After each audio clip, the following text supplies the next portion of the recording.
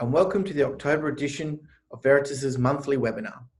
This month, we looked at Mental Health Month and all the different initiatives that were happening in the community and that we were bringing to help raise awareness for mental health. For those of you that don't know, my name is Oliver Brecht and I'm the Managing Director here at Veritas.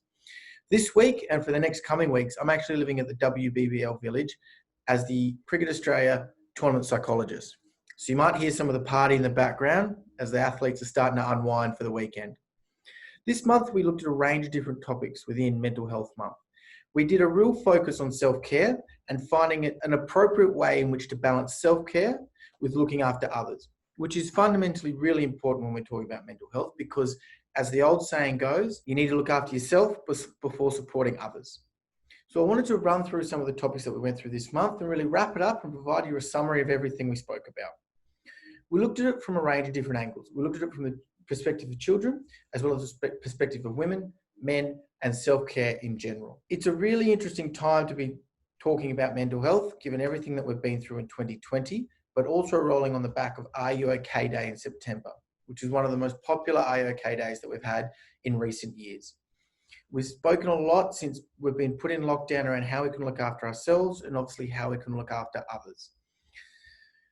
So in one essence, I suppose we're probably a little bit tired about hearing about mental health by the time we got to October, which is why Veritas tweaked it more to be looking at self-care in particular, rather than bringing a whole bunch of more stats around how prevalent mental health is in society and how it's so important that we look after each other as well.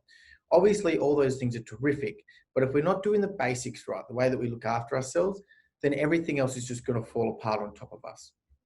So let's start with what we talked about at the beginning, children. The key with looking after children, if you would have known from Kate's blog, is about setting a good example. We want to exhibit to children that having feelings is fine. Feeling upset, feeling down, feeling worried, feeling angry, all those negative feelings, as well as the positive ones, are completely normal and part of being human. So as a parent or as a guardian or as someone that's interacting with children, if we want to be teaching them good things about mental health, it's about showing normality around feeling things, around feeling anger, that it's okay to feel it, that demonstrating that this is how I'm feeling in the moment, but it will pass. What is really important about the actions I take in response to these feelings, that I don't disempower myself by blaming feelings for the actions that come off, but also that by stopping and taking a moment to be kind to myself, to sit in this moment and breathe, I will pass through it. And that this feeling of down, this feeling of worry, this feeling of anger will pass if I don't buy into it. So the first topic I wanted to help in the summary of today, and it's relevant for children as much as it is for adults, is demonstrate to those around us how it is to respond wisely to emotions and positively emotions, not to set an example of, I felt this and therefore I'm blaming that person or this feeling or this situation. Own how you feel and own how you respond to those feelings as well. The other side of what we looked at was finding space for women to, in particular, create a sense of self-care around each other and that it's not selfish to self-care.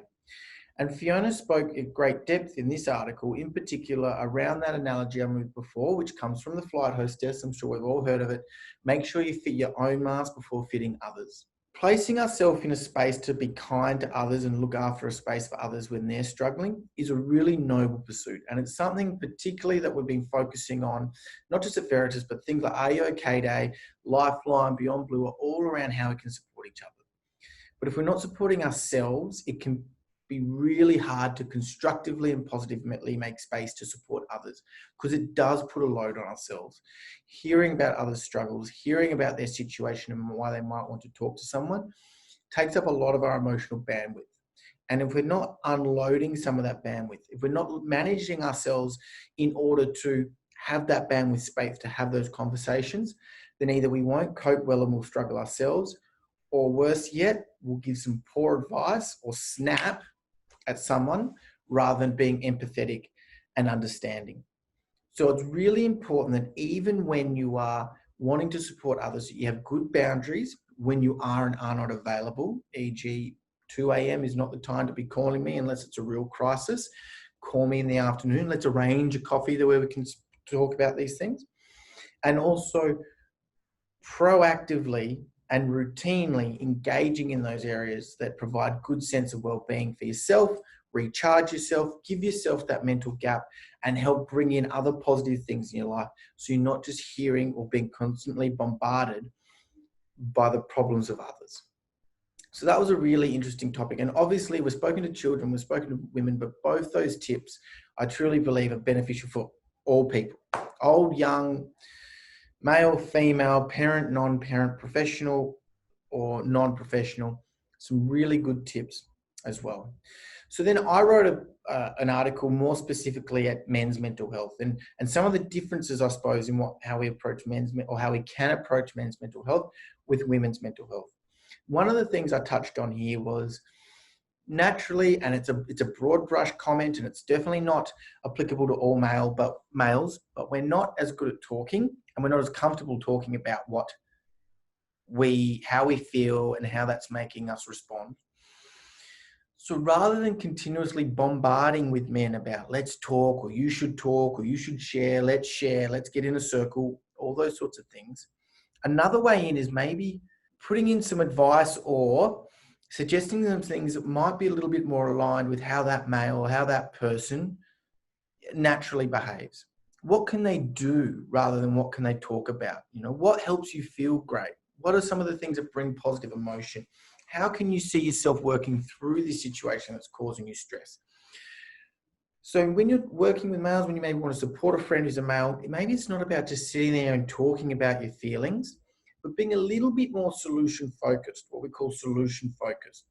Trying to help him identify what are some of the tangible actions he can take to help move through that situation, to help find a solution. And then once he's through it, once he's got a little bit more space, once he's feeling better and he's not on edge, that might be where the talking comes in, where we can talk about what happened, how we responded, and what was the constructive way out of it. So when you're talking with a male and you find it hard to open up, it might be like trying to make a monkey swim. Instead, help with some solution-focused strategies. And then once we're through the situation, once you see the distress relief, once you see that stressful situation being moved through, at that point, suggest talking. At that point, doing some reflection about what's happened, what caused it, and how that might be prevented in the future as well. And finally, we had Abby talk about self-care and how it's not selfish. And that's wrapped into all of what I've spoken about already. It is certainly not selfish to be carving out time for yourself. It's certainly not selfish to be putting up boundaries to look after yourself. This is very in line with what Fiona was saying in regards to women self-care as well, sorry. And what Abby really touched on, which I think was a good idea, was the idea of personalized routine. I mentioned it before, but having a routine is really good at helping sustain our mental health. We're creatures of habit. Change naturally is not something what humans are excited about or dive into every single day. What you really want to be doing is setting up a routine, and a personalized routine. Don't be comparing it to what people are doing on Instagram or this holiday to the Maldives or this pastime. What works for yourself? Not basing it on others. Really, what is aligned with your meaning and purpose, and what is something you're going to feel a great sense of value out of doing? And how does that fit in with your schedule? Remember that we've all got different schedules. Some people may have time to go to the gym after work. Some people may need to go before work. Think deeply about what your schedule looks like, what your values are, what you gain enjoyment of, and find a routine that works for you, and then prioritize it. It's not about doing things once you feel under pressure, once you feel deteriorated, once you feel like you can't take any more. It's about trying to stay positive as well. And I suppose to wrap up now as well, I'll link back to the blog I wrote because I know more about it, but I also did a podcast on men's mental health as well, and the 5 mistakes we make in regards to being a good mental health supporter. The 2 I want to touch on is, firstly, that it's a conversation that needs to happen more than just on Are You OK Day and in Mental Health Awareness Month.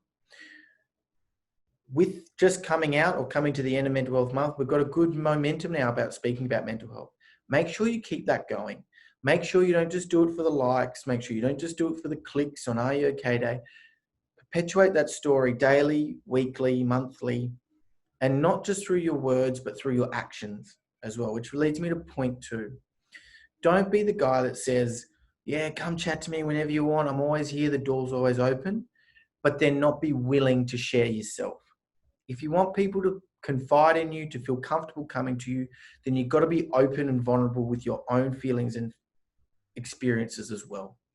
Not making it purely about you, but if someone asks you how you're going, what you've been up to, give a thoughtful answer. Don't just give the odd, yeah, nah, been good, nah, not bad, not bad. Take the time to respond appropriately, thoughtfully. Show that you've got that level of emotional intelligence so that you're actually someone worth coming to talk to when things are tough. And that's Mental Health Month. I thank you very much for listening. Next month, we're going to be talking about mental toughness.